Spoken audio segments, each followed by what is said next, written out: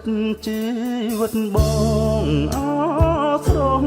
នួនល្អងក្នុងដួងចិត្តបងសៅមករាល់ថ្ងៃតាំងពីស្រីពៅចាក់ទៅប្រនៅអាឡ័យទន្ទឹងរាល់ពេលយប់ថ្ងៃថាស្រីថ្លៃមករកបងពេលគេញរៀមកេងអោបក្តីព្រួយរូបមួយខ្លួនមួយព្រួយអើយសានព្រួយពេកកន្លងចោចាម្នាក់ឯងគ្មានលឺសំលេងឆ្លើយឆ្លងដួងចិត្តអាណិតបងផងព្រោះតាបងនៅស្នេហាវើវិញណាប្រលឹងអើយប្រយំទុកធំឥតសបា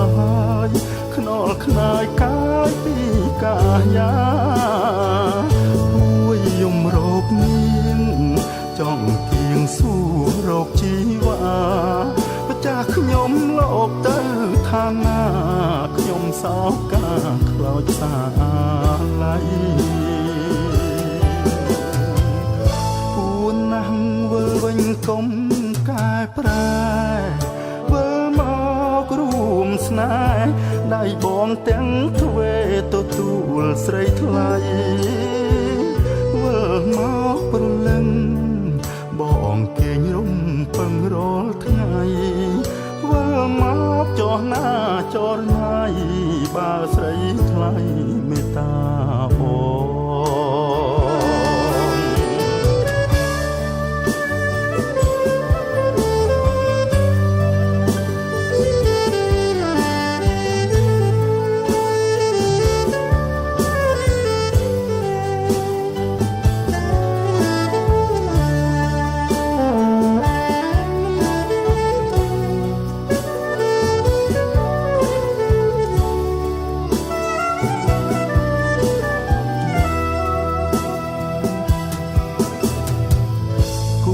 ណាស់វិលវិញកុំ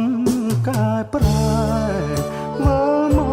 ករួមស្នេហ៍ដៃបងទាំងទ្វេទទួលស្រីថ្លៃមើលមកប្រលឹងបងគេងរំពឹងរាល់ថ្ងៃមើលមកចោះណាចរណៃបើស្រីថ្លៃ